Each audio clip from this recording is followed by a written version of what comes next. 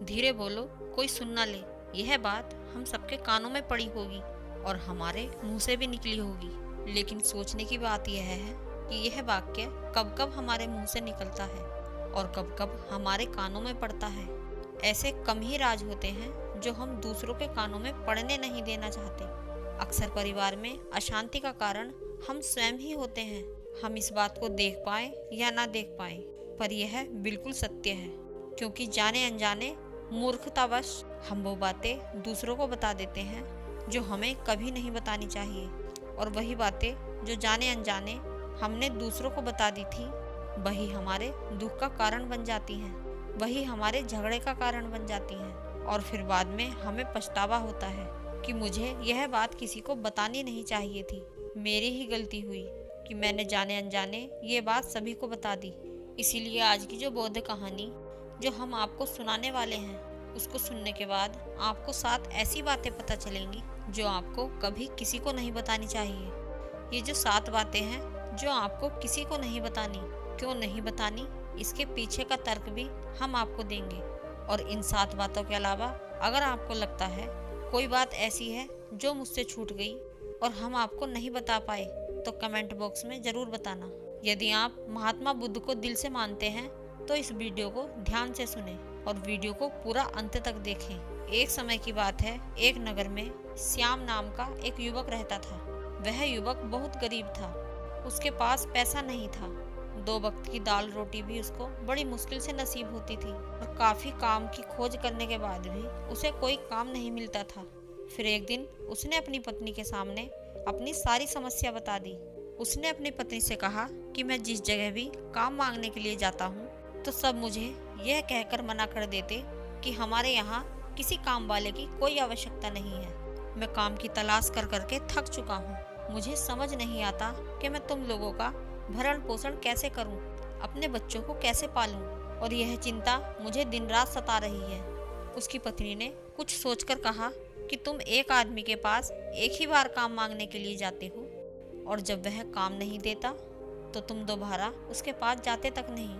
अगर तुम्हें उनसे काम लेना है तो तुम्हें हमदर्दी जतानी होगी, तुम्हें उनसे हमदर्दी हासिल करनी होगी, अपनी गरीबी दिखानी होगी, ताकि वो लोग तुम्हारी मजबूरी समझकर तुम्हें काम पर रख लें। इसीलिए शर्म मत करो, उन्हें अपनी मजबूरी बताओ, अपनी गरीबी बताओ, और इसी उपाय से तुम काम पा सकते हो। यह बात उस व्यक्ति के मन में बैठ गई, और अगले दिन काम मांगने के लिए वह उसी सेठ के पास जा पहुंचा जहां पर वह पिछले दिन काम मांगने के लिए गया था। लेकिन इस बार उसने हाथ जोड़कर उस सेठ से प्रार्थना की और उससे कहा कि वह बहुत गरीब है और उसे काम की बहुत आवश्यकता है। वह जो कुछ भी उसे देंगे वह संतुष्ट हो जाएगा, पर कृपा करके मुझे अपने यहाँ काम पर रख लें। उसकी ऐसी हालत देखकर सेठ ने उसे काम पर रख लिया। वह रोज काम पर जाने लगा। वह अंदर ही अंदर खुश तो था, उसे काम तो मिला, लेकिन उसका वेतन दूसरे लोगों से कम मिलता था। वही काम जो दूसरे लोग कर रहे थे उन्हें उससे ज़्यादा वेतन मिल रहा था और उसे कम वेतन मिल रहा था। जब इस बारे में उसने अपने सेठ से कहा तो सेठ ने कहा, देखो भाई, तुम्हें काम की ज़रूरत थी, मैंने तुम्हें काम दिया, तुम मेरा धन्यवाद करने की बजाय मुझसे शिकायत कर रहे हो, यह कैसी भलमनसाहत है। यह सुनकर श्याम वहीं पर चुप हो गया। बात कहीं ना कहीं सत्य थी। सेठ ने तो उसे उसकी मजबूरी के हिसाब से काम दिया था और इसीलिए वह उसे अपने अनुसार ही वेतन देता था। लेकिन धीरे धीरे उसने यह बात अपने सगे संबंधियों और अपने दोस्तों को भी बताना शुरू कर दिया कि उसका सेठ कैसा आदमी है और उसे कितना वेतन देता है। समय बीतता रहा और श्याम पूरी लगन के साथ अपना काम करता रहा, लेकिन अब परिस्थितियां बदलने लगी थी। सेठ अब श्याम से दूसरे लोगों से भी ज़्यादा काम लेता था और उनसे कम वेतन उसे देता था। यह बात श्याम के मन को बहुत खलती थी। वह दूसरों से ज़्यादा मेहनत कर रहा है और उनसे कम वेतन पा रहा है। इससे उसके आत्मसम्मान को बहुत गहरी चोट पहुंची। धीरे धीरे उसका मन अपने काम से हटने लगा। उसका मन काम में लगता ही नहीं था। जाहिर सी बात है कि ऐसे में किसका मन लगेगा जहां आदमी को अपने आत्मसम्मान के साथ समझौता करना पड़े। इसीलिए जल्द ही उसने अपना काम छोड़ दिया और वह घर पर आकर खाली बैठ गया। अब उसके पास घर का खर्चा चलाने के लिए भी पैसे नहीं बचे थे। इसीलिए उसने अपने सगे संबंधियों और अपने दोस्तों से सहायता मांगनी शुरू की। लेकिन उसके दोस्त उसके सामने तो उसको दया का पात्र समझते थे, उसे दिलासा देते थे, लेकिन पीछे से उसका मजाक उड़ाते थे।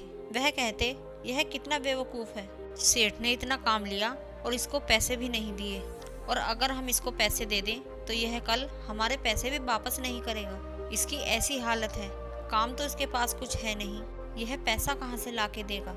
और इसी वजह से श्याम की हालत दिन ब दिन खराब होती जा रही थी। अब वह दिन रात तनाव में रहने लगा था। वही दोस्त, वही सगे संबंधी जो उसको अपना होने का दिखावा करते थे, वह उसे दया का पात्र समझ रहे थे। उन्हें उसके ऊपर तरस आ रहा था। सब लोग आकर उसे ज्ञान तो बहुत देते थे, लेकिन उसकी कोई सहायता नहीं करता था। और अक्सर ऐसा ही होता है, ज्ञान देने वाले तो बहुत मिल जाते हैं, लेकिन मदद करने वाले, उंगली पकड़कर, हाथ पकड़कर आगे चलाने वाले बहुत कम लोग होते हैं। एक दिन उसे पता चला कि पड़ोस के गांव में एक बौद्ध भिक्षु आए हुए हैं जो बहुत ही ज्ञानी हैं। श्याम इतना तनाव में था कि उसे कोई रास्ता नजर ही नहीं आ रहा था। इसलिए वह बौद्ध भिक्षु के पास पहुंच जाता है। वहां पहुंचकर वह सीधे उनके पैरों में गिरकर रोने लगता है। वह रोते रोते उन्हें अपनी सारी परिस्थिति बताता है। वह उन्हें बताता है कि किस तरह सेठ ने उसका फायदा उठाया और उसके सगे संबंधी उसके साथ कैसा व्यवहार रखते हैं। उसकी सारी बातें सुनते हुए बौद्ध भिक्षु ने उसे चुप कराते हुए कहा कि भंते, यह सारी समस्याएं तुम्हारी बुद्धिहीनता है, तुम्हारी मूर्खता के कारण उत्पन्न हुई है। अगर तुम्हारे अंदर विवेक होता तो इनमें से एक भी समस्या तुम्हारे चित्त को दुखी नहीं कर सकती थी, लेकिन तुमने अपने अविवेक के कारण, अपनी मूर्खता के कारण खुद ही अपने रास्ते में कांटे बिछा ली। आज मैं तुम्हें 7 बातें बता रहा हूँ जो भूलकर भी किसी को मत बताना, और इन बातों का अनुसरण करते हुए तुम बाहर से मिलने वाले दुखों को तो दूर कर ही सकते हो जो दुनिया की वजह से तुम्हारे अंदर पनपते हैं। पहली बात जो किसी को नहीं बतानी चाहिए वो है अपनी मजबूरी। अपनी मजबूरी का दिखावा करके दूसरों का दया पात्र बनके उनकी सहायता लेने की गलती कभी मत करना। हो सकता है कि आज वो तुम्हारी मजबूरी देखकर तुम्हारी सहायता कर दें, लेकिन कल वो तुम्हारा फायदा उठाने से भी पीछे नहीं हटेंगे, और अगर फायदा भी नहीं उठाया, दूसरों के सामने तुम्हारी मजाक बनाने में वह कभी पीछे नहीं हटेगा। इसीलिए कभी अपनी मजबूरी का दिखावा मत करो। अगर घर में 2 रोटी है तो वही खाकर सो जाओ, लेकिन दूसरों को इसके बारे में भनक तक नहीं लगनी चाहिए। जरा आप खुद सोचो, मजबूरी बताने का क्या प्रयोजन होता है एक इंसान का?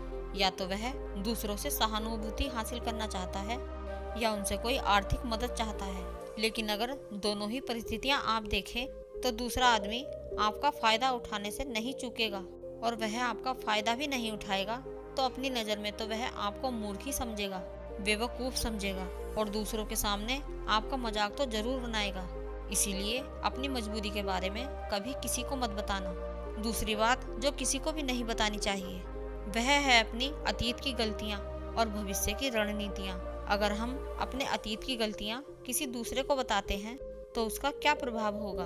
वो गलतियाँ ठीक तो नहीं की जा सकती, जाहिर है, तो उन्हें बताने का क्या प्रयोजन रह जाता है?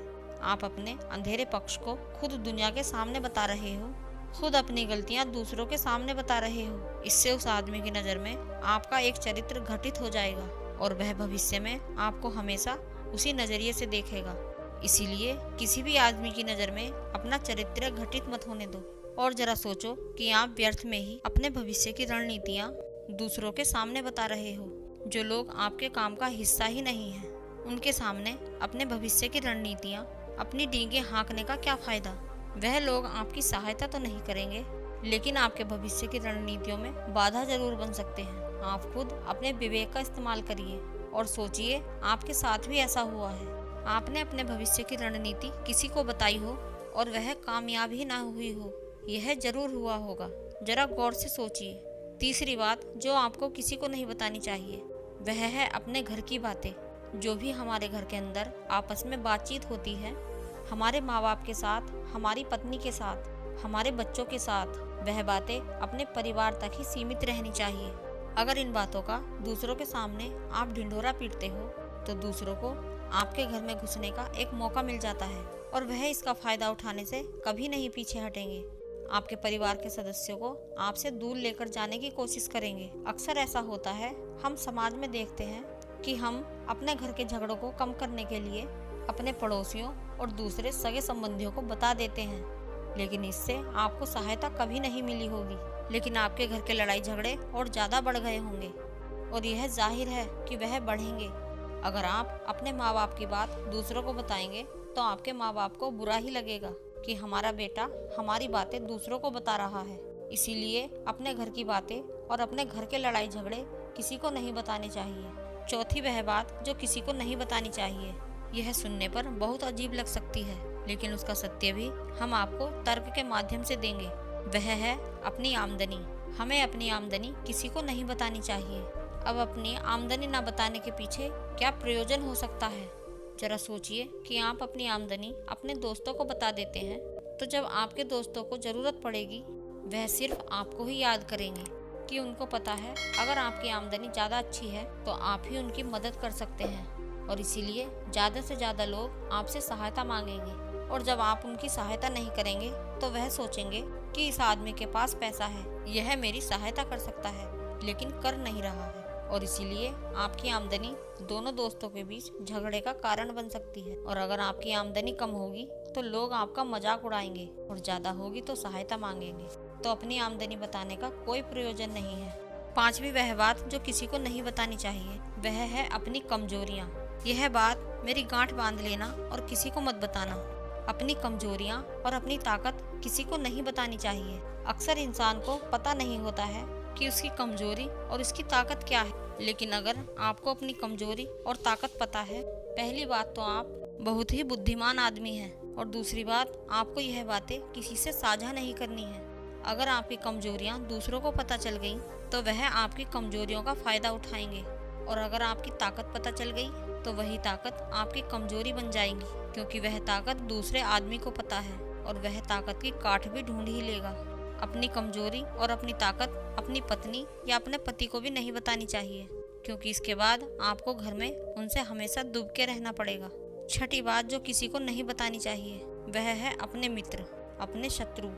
अगर आप अपने मित्रों के बारे में दूसरे लोगों को बताएंगे तो वह आपके मित्रों के साथ अपनी घनिष्ठता बनाकर धोखा दिलवा सकते हैं, आपके गहरे मित्रों को आपसे दूर करने का प्रयास कर सकते हैं। अक्सर आम आदमी ऐसा नहीं करता, लेकिन आपके दुश्मन ऐसा करने की कोशिश कर सकते हैं। दूसरी ओर आपके शत्रुओं का भी किसी को पता नहीं लगना चाहिए, क्योंकि आज जो आपका मित्र है, अगर कल वह आपका दुश्मन हो गया तो वह आपके दुश्मन के साथ ही मिलकर आपको परास्त कर सकता है, आपको धोखा दे सकता है। इसीलिए अपने सबसे अच्छे दोस्त को भी अपने दुश्मन के बारे में नहीं बताना चाहिए। अगली और आखिरी बात जो हम आपको बताना चाहते हैं कि जब तुम दान करते हो तो दान के बारे में भी किसी को मत बताना, नहीं तो दान करना व्यर्थ हो जाता है, बेकार हो जाता है। जब आप अपने दान का ढिंढोरा पीटते हो तो आप यह बता रहे होते हैं कि मैं कितना बड़ा दानी पुरुष हूँ, और यह आपके अंदर एक अहंकार निर्मित करेगा। इसीलिए दान को गुप्त रूप से करना चाहिए, वह ही अच्छा होता है, वह उतना ही फलदायी होता है। जब आपका बायां हाथ दान कर रहा हो, दाएं हाथ को बिना पता चले कि बायां हाथ दान कर रहा है। यह 7 बातें जो बौद्ध भिक्षु ने उस व्यक्ति को बताई, तो इन बातों का अनुसरण करते हुए आप अपने घर में सुख शांति बना सकते हैं और अपने घर के झगड़े हमेशा के लिए दूर कर सकते हैं। आप इन बातों के बारे में अपने विवेक से भी सोचेंगे तो आपको यह बातें सच मालूम पड़ेंगी, और हमारा कहानी सुनाने का मकसद यही है कि आपका विवेक जागृत हो। आप खुद उन बातों के बारे में सोचें जो हम आपको बता रहे हैं, और अगर हम गलत हैं तो कमेंट में यह बात ज़रूर बताएं। उम्मीद है यह वीडियो आपको अच्छी लगी होगी। यदि आप बुद्ध के सच्चे भक्त हैं तो वीडियो को लाइक और चैनल को सब्सक्राइब करना न भूलें। धन्यवाद।